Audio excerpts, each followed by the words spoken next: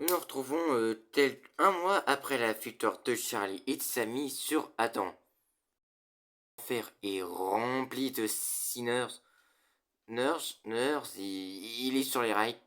Quoi, il. Sauf que, petit problème, ces fameux sinners qui viennent pour l'hôtel, bah, ils sont pas là pour se faire racheter, pour atteindre le paradis passivement en rachetant leurs âmes, mais pour faire la guerre au paradis. Ouais, faire la guerre au paradis. Ouais, dommage. Dommage. Et comme c'est pas le but de l'hôtel, la majeure partie d'entre eux se cassent. Sauf Baxter, un démon qui vient ici pour se réhabiliter avec quelques-uns autres pour vivre à l'hôtel et se réhabiliter potentiellement. Bon, d'ailleurs, Baxter était un ancien ami de Pentius. D'ailleurs, en parlant de Pentius, pendant ce temps, ce dernier qui, pour rappel, a fini réhabilité après s'être sacrifié durant la bataille contre Adam, a fini au paradis et est passé à la cour du paradis, étant donné que pour justement comment un seigneur ça peut atterrir ici. Et, et, et la foi de Dieu réussit à convaincre Pentius de raconter son histoire, sa vie d'humain, et on apprend que quand il était vivant, c'était un inventeur qui fit longtemps au 19e siècle, et son péché est pas un jour, Jack l'Éventreur tuer sa toute première victime, mais ce dernier ne l'a pas dénoncé. C'est ce qui aurait pu sauver d'autres femmes. Et du coup, c'est ça son péché. Et ce péché de n'avoir pas dénoncé Jack l'Éventreur l'a écopé, putain, séjour pour l'éternité en enfer. Sauf que pendant la bataille contre Adam, Pentius a en réalité racheté ses péchés parce que oui, en se sacrifiant, il a permis de sauver des vies. Donc Pentius est désormais autorisé à rester au paradis, ce qui plaît beaucoup à Lutte. L'ancienne lieutenant d'Adam qui ne parvient pas à oublier la mort d'Adam dont elle était secrètement amoureuse. Et surtout, c'est pas elle la nouvelle commandante de l'armée angélique, mais Abel, le fils d'Adam. Et je peux vous dire qu'Abel, ben, il tient absolument pas de son père, oh que oui. Oui, ce qui déplaît fortement à Lutte qui désire vraiment se venger. De retour en enfer, le trio Davis conclut leur nouveau plan pour conquérir l'enfer, qui est très simple, utiliser la réputation de l'hôtel ainsi que l'instabilité encore plus grande entre le paradis et l'enfer pour déclencher une guerre entre l'enfer et le paradis et prendre le pouvoir au paradis. J'espère que je l'avais saisi. Du coup, Volts place, met en place une propagande pour déstrétiter Charlie. Ce qui semble être très convaincant parce que beaucoup de sinners croient en tous ces bobards. Au paradis, quant au paradis, de peur de l'enfer prévoit des représailles contre eux suite aux 7 ans d'extermination qui auraient pu être évités, et ben le paradis décide de se placer en confinement, d'être en confinement le temps que tout ce bordel se calme. Heureusement, Emily a le temps d'aller prévenir Charlie que Pentius est en vie, etc. Évidemment folle de joie d'apprendre que Sir Pentius est en vie et que son projet fonctionne, sauf que petit problème.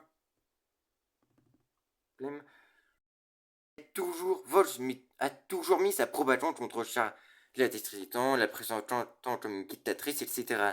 Et du coup, Charlie a comme idée incroyable d'inviter Vox et Velvet à la Spinotel pour leur parler, etc. et leur prouver que la rédemption est possible. Et devinez qui elle prend comme cobaye? Enchantress, évidemment. Bon, mais bon, après plusieurs essais désastreux, Charlie comprend enfin la solution. Quand elle rachète le péché de l'alchimie de son vivant pour qu'il se fasse réhabiliter. Et voilà la clé de la rédemption. Sauf que Vox balance le péché Tanchel et d'avoir tué son père. Le père de Tanchel, bien sûr. Enfin bref. Finalement, Charlie pète un câble et chasse les deux overlords de la Spinotel. Malheureusement, cela ne fait qu'empirer la situation et Volts empire la propagande contre l'hôtel Spin. Quant à lui, après s'être disputé avec Lucifer sur emménagé à la Spinotel, se rend chez Rosie. Et c'est là qu'on apprend que Rosie n'est nulle autre la personne qui détient l'âme Talastor, et ce depuis le vivant Talastor.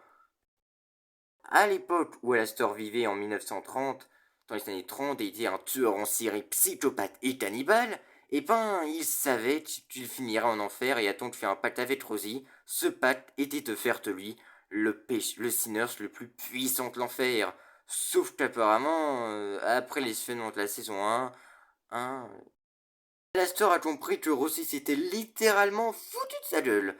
Donc, il lui demande d'augmenter ses pouvoirs, etc. Ah, mais bon, il fit très calme par Rosie et finit par partir. Mais c'est alors qu'il a une idée en tête. Tête pour rompre son pacte avec Rosie. Donc Warvol, son rival, pour lui proposer un marché. Si Alastor accepte de devenir son otage, mais en échange, Volts doit faire une seule chose, ne pas toucher à Charlie. Volts accepte le marché, et Alastor devient alors l'otage de Volts. Après le lendemain de la victoire de la capture d'Alastor, les Viz réussissent à rallier beaucoup, mais alors beaucoup d'Overlord à leur cause. Mais bon, Cause et Charlie t'ont appelé à l'aide au paradis pour qu'ils lui viennent en aide. Ils partaient sans en enfer avec des paniques charnies pour s'excuser auprès des Sinners au sujet d'extermination, etc. Ah, ouais, honnêtement, des paniques charnies pour s'excuser d'un génocide qui dure depuis 7 ans, c'est sûr que ça va marcher. Bref. Va-t-il quant à elle demande de l'aide à Lucifer pour régler le problème avec Fox, etc. Sauf que Lucifer révèle à Vati qu'en réalité, il ne peut pas menacer ou faire du mal aux Sinners. Mais vu que Vox emmerde Charlie, bah il finit par accepter. Dans ce temps, Fox, beaucoup de Sinners rejoignent un meeting avec Fox pour se rallier à sa cause. Ce que Fox réussit à rallier tous ces fameux Sinners ne se réunit ni auprès de la Tour Davis à sa cause. Surtout que Fox a de l'expérience, car de son vivant, il était le gourou d'une secte. Sauf qu'à ce moment-là, Fer arrive pour menacer Fox. Sauf qu'apparemment, Fox était au courant des points faibles de Lucifer. Et le met en déroute. Là, Charlie et les singes dont Emily, Sarah, Lutte et Abel arrivent pour présenter leur sextus aux Sinners. Sauf que, encore une fois, Fox réussit à remonter la situation à son avantage. Discours enflammé, il déclare la guerre contre le paradis, dit s'autoproclamant nouveau dirigeant.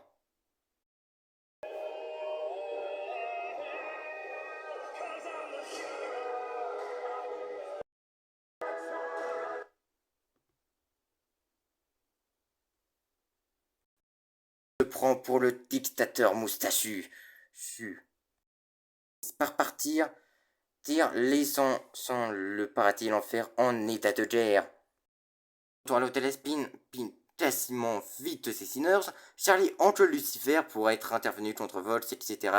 Puis engueule à son tour Vati pour lui avoir demandé ça, etc. Et du coup, les deux jeunes femmes finissent par à nouveau par se disputer. Marre de tout ce bordel, tel rejoint son ancien bar et replonge dans ses travers. On retrouve même Angel Dust en drag queen. Ouais. quant à lui, réussit à rallier Termine à sa cause, tous en la confrontant que quand la Terre éclatera, les anges l'attaqueront en premier, fut c'est elle qui a donné les armes à Charlie pour tuer un maltenté Terminateur et surtout Adam. Surtout le Terminal n'a pas envie de rester la vie de ses filles, donc elle se rallie à la cause de de Force pour lui construire une super arme. Fatih, quant à elle, finissent finalement par se réconcilier à nouveau et bref. Quelques temps à lui, rejoint Valentino près d'un motel pour un travail s'il faut les je veux dire, et en entrant dans le motel, se fait attaquer par Vox, qui révèle un truc de dingue. Depuis le début, Angel Dust est un agent infiltré très à l'hôtel Spin par les vis sans même s'en rendre compte, car Vox l'avait en fait hypnotisé. C'est il y a longtemps. Voilà comment Vox a appris tous les secrets de la Spin Hotel, la faiblesse de Lucifer, etc. Tout ça venait d'Angel Dust, et Vox l'hypnose à nouveau pour ses plans. Il décide ensuite d'appeler son père, sauf que problème, ce dernier a été capturé par Vox pour alimenter sa super arme, qui n'est nul autre qu'un canon géant que Vox utilise pour tirer sur le paradis, qui détruit non seulement son bouclier, mais également sa porte.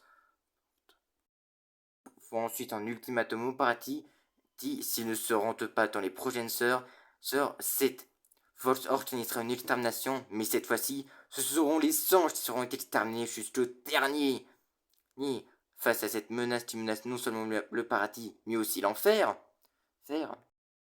Charlie, Lee, ses amis et Emily conçoivent un plan pour mettre fin au projet de Vox. Le plan est simple, il suffit de pirater les serveurs de Voltech, la société de Vox, pour envoyer pour que Pentus puisse déclarer sa rédemption officielle à tout l'enfer pour qu'il voit que la rédemption est une réalité et qu'il s'abandonne le projet de Vox. Sauf Evati s'infiltra alors à la soirée de Vox organique pour fêter sa victoire sur le paradis. Mais à ce moment-là, mais heureuse. Pendant que Husk et Cherrypomp infiltrent Cherrypomp, Nifty et Palster infiltrent la tour des vis pour récupérer Angel Dust, dont Cherrypomp et Husk s'en chargent, vu qu'ils ont été au courant que Angel Dust a été hypnotisé, etc. Nifty et Palster se chargent de pirater le réseau de Foxtel. C'est ce qu'ils réussissent au début à faire, mais malheureusement, Felfet les intercepte avant qu'il n'ait pu le faire. Nous surprend Husk et Thierry Pompe dans sa loge s'apprêtant à libérer Angel Dust. Ce qui met Valentino furieux et mène un combat entre les deux. Mais heureusement, les deux Overlords, les deux troupes réussissent à se débarrasser rapidement des deux Overlords. Quand Charlie tente de convaincre les Sinners pressants de combattre Volch, sauf que le problème, Volch semble les avoir hypnotisés, et il prend ensuite Emily en otage et ordonne à Charlie de dire à tout le monde c'est lui le Sinners le plus puissant. Au début, Charlie refuse. Il utilise le pacte que lui et Charlie ont fait dans la saison 1 pour obliger Charlie à dire à tout le monde que Fox est le seigneur le plus puissant de l'enfer. Et du coup, à cause de ça, Charlie est obligé de le faire. Elle dit que Fox est le seigneur le plus puissant de l'enfer. Ce qui augmente les taux du démon télé. Cela rompt le pacte entre Alastor et Rossi, ainsi que celui de Fox et Alastor. Ah ouais, Alastor a joué sur les mots, hein. Fox ne te fait pas toucher, j'ai physiquement Charlie, ce qu'il a fait pour le remercier. Et surtout, Rossi te fait faire Alastor le Sinners le plus puissant de l'enfer, et la princesse de l'enfer vient te dire que c'est Fox le Seigneur le plus puissant. Bref, vous avez compris. Et fouterage, Fox pète totalement un câble deux Overlords finissent par s'affronter. Et cette fois-ci, si les deux Overlords sont réellement à leur prime à ce moment-là. Là, ils ravagent tous leur passage. Malheureusement, Vosch ne fait clairement pas le poids. Alors sa super arme pour vaincre Alastor. Sauf que le problème, c'est la met beaucoup en danger. Les derniers finissent par détester Vosch à cause de ça. Ce qui mit à mal l'écho de ce dernier. Et là, Vox perd totalement la boule. Enfin, même si on suppose qu'il avait encore la boule à ce moment-là. Bref. Jamie qui a été blessé à cause de l'arme et Alastor qui est à terre désormais. Mais Vox décide d'utiliser sa super arme contre eux. Et les détruire. Sauf que Carmilla et Pete de l'arme est désormais en surcharge. Oui, Carmilla s'est ralliée aux côtés de Charlie entre temps.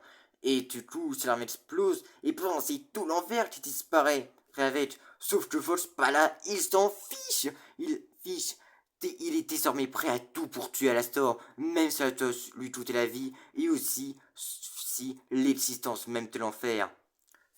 Sauf que problème, sinon il fait le fait se retourne contre lui en réalisant qu'il est totalement taré.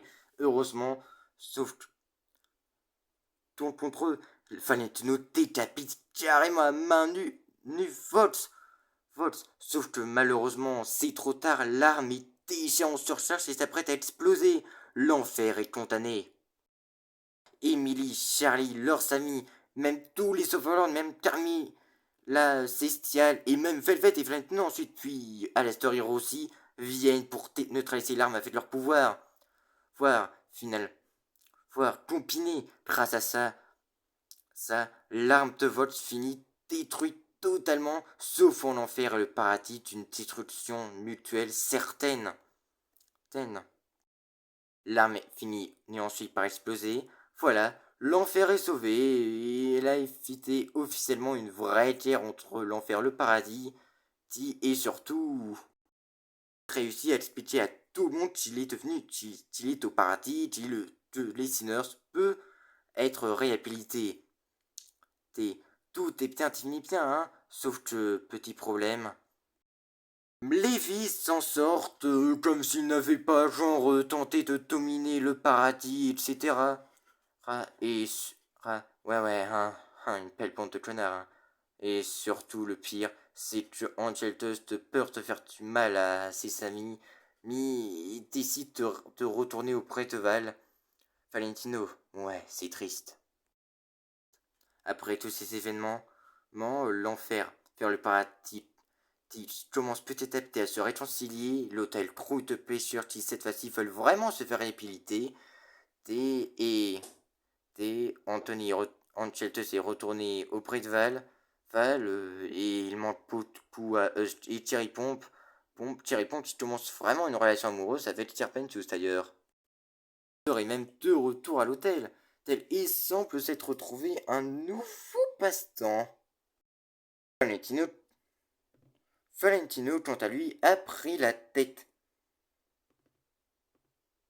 Des vises. Ouais, ce salaud, un salaud je te boue. Bref. Donc, toute cette histoire à sa mère, Paris Pointer, hein, comme Tav, et elle luttait entre autres, elle lui mentait, etc., et qu'elle foutrait, qu'elle soit en enfer pour voir toute sa vie accomplie. Et alors que Charlie raccroche, il se passe ça.